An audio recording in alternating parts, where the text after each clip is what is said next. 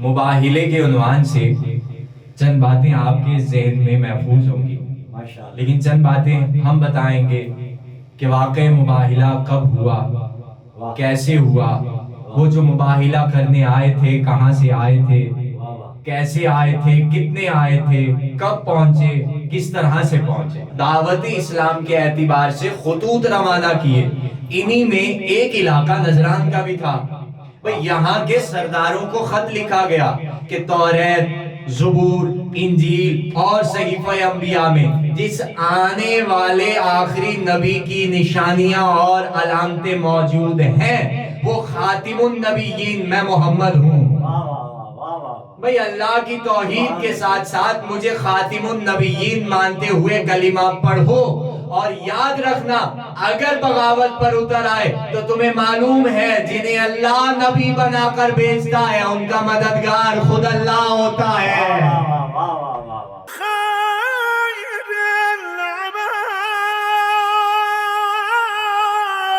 اعوذ باللہ من الشیطان الرجیم، بسم اللہ الرحمن الرحیم۔ دارالعلوم خیر العمل کی جانب سے ماشاءاللہ آپ حضرات یہ مجلس سماعت فرما رہے ہیں، اور آج کی اس مجلس کا عنوان ہے مباہلہ۔ ماشاءاللہ دیکھیے، مباہلے کے عنوان سے چند باتیں آپ کے ذہن میں محفوظ ہوں گی، ماشاءاللہ لیکن چند باتیں ہم بتائیں گے کہ واقع مباہلہ کب ہوا، کیسے ہوا، وہ جو مباہلہ کرنے آئے تھے کہاں سے آئے تھے، کیسے آئے تھے، کتنے آئے تھے، کب پہنچے، کس طرح سے پہنچے۔ ماشاءاللہ یہ ساری باتیں آج کی اس مجلس میں ہوں گی۔ واہ جی واہ، کیا بات۔ تو ارباب بصیرت یمن کے شمالی علاقہ جات میں ماشاءاللہ سنا کا ایک مقام ہے جو اب بھی ہے۔ تاریخ میں ہمیں ملتا ہے کہ اس صنعاء کے مقام سے 10 منزلوں کے فاصلے پر چھوٹی چھوٹی بستیوں پر مشتمل 40,000 سے لے کر 70,000 تک کی آبادی پر وہ بستیاں مشتمل تھیں۔ اس وقت وہاں کے رہنے والوں کا جو دین تھا وہ حالت کفر تھا، بت پرست تھے، کافر اور مشرک تھے۔ اب روم کے رہنے والے ایک معمار نے جس کا نام کیمیون تھا، یہ شخص روم کو چھوڑ کر سلسلے روزگار کے تحت اسی علاقے میں آیا۔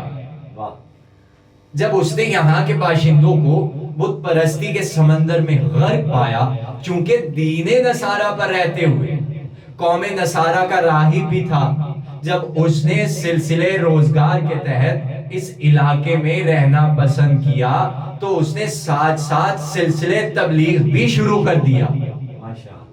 بھئی مزدوری کر کے اپنا پیٹ پالتا تھا اور ثواب سمجھ کر تبلیغ کر رہا تھا، ہماری طرح مومنوں پہ بوجھ نہیں تھا۔ بھئی اب ہوا یہ کہ مزدوری کر کے اپنا پیٹ پالتا، تبلیغ کرتا، تبلیغ کرتے کرتے یہ نتیجہ نکلا کہ وہاں کی پوری آبادی نے جو زیادہ سے زیادہ 70,000 پر اور کم سے کم 40,000 پر مشتمل تھی، اس پوری آبادی نے دین نصارہ کو قبول کر لیا اور وہ لوگ نجران کے نصارہ کہلانے لگے۔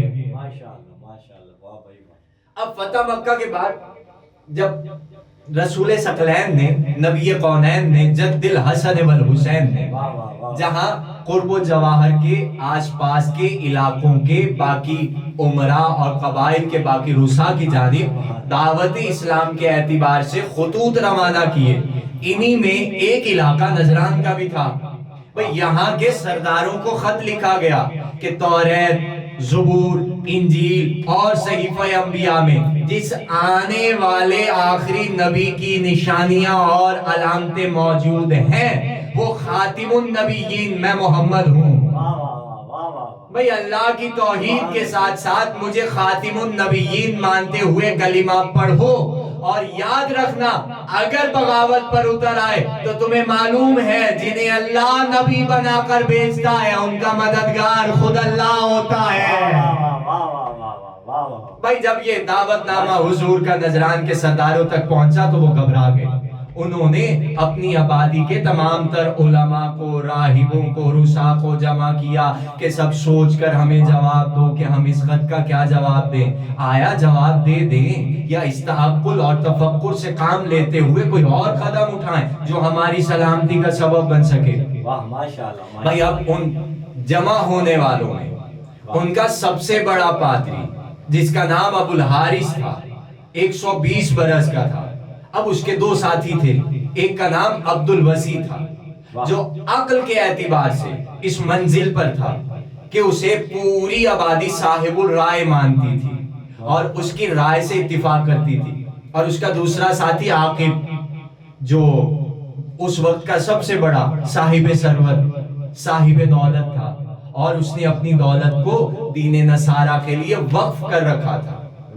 اب جب سب سر جوڑ کر بیٹھ گئے کہ اب ہمیں کیا کرنا چاہیے، تو پوری آبادی کی سرداروں کی نگاہیں ابو الحارث پر جا کر رکی کہ بھائی جو فیصلہ ابو الحارث کرے گا وہی ہم کو منظور ہوگا۔ اب جب اس کو اختیار دیا گیا تو اس نے جواباً کہا کہ سنو، انجیل، تورات، زبور اور صحیفہ انبیاء میں جو نشانیاں آخری نبی کی بیان کی گئی ہیں اور جو میں اس یتیم عبداللہ کی خبریں سن رہا ہوں، مجھے اس سے یقین ہوتا چلا جا رہا ہے یہی آنے والا آخری نبی ہے۔ انہوں نے کہا تو پھر ہمیں کیا کرنا چاہیے؟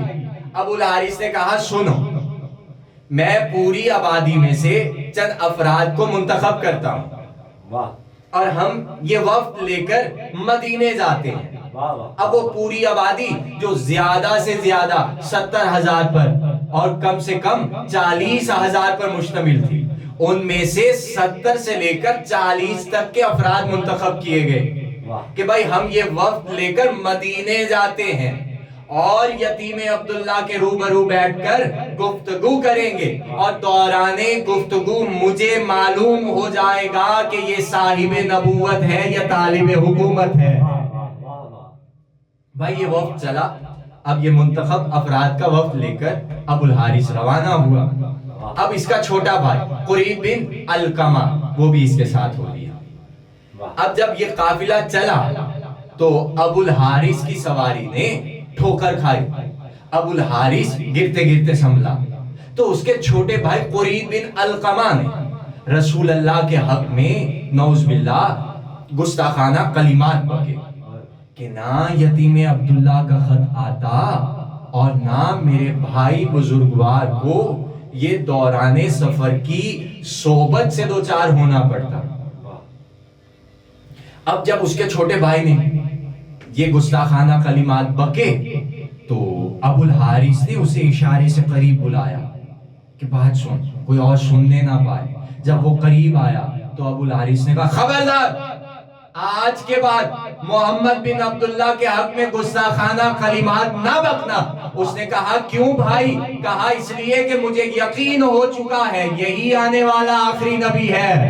اس نے کہا جب تجھے یقین ہو گیا ہے یہی آنے والا آخری نبی ہے تو پھر اس کی دعوت اسلام کو قبول کیوں نہیں کرتا، اس سے مباحثہ کرنے کیوں جا رہا ہے؟ اس نے کہا تجھے پتہ نہیں ہے جو میرا چرچ ہے 2 لاکھ دینار سالانہ اس کی آمدنی ہے، اس کا اکیلا میں مالک ہوں، اور جو چڑھاوے ملتے ہیں اپنی قوم کی طرف سے وہ اس سے الگ ہیں۔ اگر ابھی اسلام قبول کر لوں گا تو پھر مجھے بھی پیٹ پر پتھر باندھ کر زندگی گزارنا پڑے گی۔ بھائی اب یہاں مجھے ایک جملہ کہنے دو، بھائی اس سے یہ پتا چلا کہ شروع سے مادیت پرست حق کو سمجھنے کے باوجود حق کو قبول نہیں کرتے۔ ہائے ہائے ہائے ہائے ہائے۔ اب میں یہاں پر ایک جملہ ضرور کہوں گا، ارباب بصیرت ہم بھی مادہ پرست ہو چکے ہیں، مادیت پرست ہمارے وجود میں چھا چکی ہے۔ اب وہ کیسے؟ بھائی دیکھو ہمارے معاشرے میں نہ ادب رہا، نہ تہذیب رہی، نہ علم رہا، نہ ہی دین رہا، نہ ہی دنیا رہی،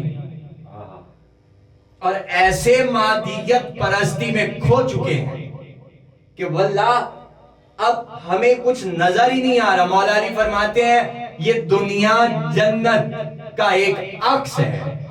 بھائی جب ہم عکس کو دیکھ کر اس کو بھول گئے، آئے ہائے ہائے ہائے ہائے، نہیں نہیں نہیں بھائی جب عکس کو دیکھ کر اس کو بھول گئے اور اس جنت میں کیسے جائیں گے جہاں وہ ہے؟ تو بھیا ہم مادیت پرستی میں خود کھو چکے. گاڑی مل جائے، موبائل مل جائے، فلانا مل جائے، ڈنگنا مل جائے، ان کو عزت بنائے ہوئے ہیں، اور جو ہماری عزت ہے اس کو فراموش کر دیا. تو واللہ اپنی آنکھوں سے مادیت پرستی کے پٹی کو اتار دو اور حقیقت پرستی کی پٹی باندھ دو. سب حسین لگے گا، یہ دنیا حسین، یہاں جینا حسین، کوئی مشکل آپ کو محسوس ہی نہیں ہوگی. تو ارباب بصیرت یہ قافلہ چلا. 9 ہجری کی تاریخ تھی. اکثر شیعہ خطبہ واعظین اور ذاکرین بیان کرتے ہیں 10 ہجری میں یہ واقع ہوا، لیکن یہ واقع 9 ہجری میں ہوا. اصل تحقیق کے مطابق یہ 9 ہجری میں ہوا. 22 ذی الحجہ کو 9 ہجری میں 22 ذی الحجہ کو یہ وقت مدینے میں پہنچا. مدینے کے باہر آ کر انہوں نے پڑاؤ ڈالا. اب وہ جو 70 سے یا 40 افراد تھے ان میں سے پھر 14 افراد کو منتخب کیا گیا. اب باقیوں نے کہا کہ بھائی جب ہمیں لے کر چلے ہو تو اب جاتے کیوں نہیں لے کر؟ تو اس نے کہا دیکھو بات ہونی ہے، گفتگو ہونی ہے، ہم کلام ہونا ہے اس سے جو نبوت کا دعوے دار ہے. اس لیے احتیاط سے کام لے رہا ہوں کہ کوئی بات کسی کے منہ سے ایسی نہ نکل جائے جو قابل گرفت ہو. نہیں سمجھے بھائی؟ جہالت بھی اگر علم کا مقابلہ کرنے آئے تو اتنا سنبھل کے آتی ہے. جہالت بھی اگر علم کا مقابلہ کرنے آئے تو اتنا سنبھل کے آتی ہے. تو اب 14 افراد کو منتخب کر کے یہ وقت چلا جنہوں نے سید ریشمی زرد برق لباس پہنا ہوا تھا، زیورات زیب تن کر کے یہ وفد مسجد میں داخل ہوا. رسول اللہ کے قدموں تک پہنچنے کے بعد جب دوبارہ ملنا چاہا تو اب سرکار نے ان کو منہ لگانا ہی گوارا نہیں کیا. اب تھوڑی سی تگ و دو کے بعد یہ مایوسی کے عالم سے مسجد سے باہر آئے. اب جن سے کوئی جان پہچان تھی ان سے کہا بھئی یتیم عبداللہ نے ہمیں خود دعوت دی ہے اور اب ہم سے کلام کرنا ہی گوارا نہیں. تو جواب دینے والوں نے کہا تمہیں مایوس نہیں رہنا چاہیے، آؤ ہم تمہیں اس کے پاس لے چلتے ہیں جو محمد کا مزاج شناس ہے. بھائی وہ تم کو بتائے گا دعوت دینے کے بعد بھی تم سے گفتگو کرنا کیوں پسند نہیں کر رہے. لائے علی کے پاس. مولا علی نے ایک نظر سے دیکھا، عین اللہ نے دیکھتے ہی فرمایا کیا اسی لباس پہ گئے تھے جس سے شان ملوکیت ٹپکتی ہے؟ انہوں نے کہا یہ ہمارا رواج ہے. مولا نے فرمایا جاؤ تمہارا رواج اور ہے، محمد کی بخشی ہوئی شریعت اور ہے. جاؤ سادہ لباس زیب تن کرو اور پھر دیکھو میرا نبی کیسا خلق عظیم کا وارث ہے. بھائی جب اس کے قدموں تک پہنچو گے تو تمہیں پتہ چلے گا اخلاق اس کے دروازے کا غلام نظر آئے گا. تو ارباب بصیرت اور ارباب معرفت سادہ لباس زیب تن کیا. اب یہ دوبارہ سے وفد مسجد میں پہنچا. دیکھو یہ بات کرنا نہیں چاہتا صاحبان علم ہے لیکن کر دیتا ہوں. اسلام میں خالصتاً ریشمی لباس پہننا مرد کے لیے حرام ہے اور سونا پہننا وہ بھی حرام. عورت کے لیے جائز ہے، مرد کے لیے حرام ہے. تو اپنی شریعت کو زندہ رکھو، جو شریعت اللہ نے اور ہمارے نبی لائے ہیں اس کو زندہ رکھو. تو ارباب بصیرت یہ وقت دوبارہ سے مسجد میں پہنچا. کب پہنچا؟ 23 ذی الحجہ اتوار کے دن.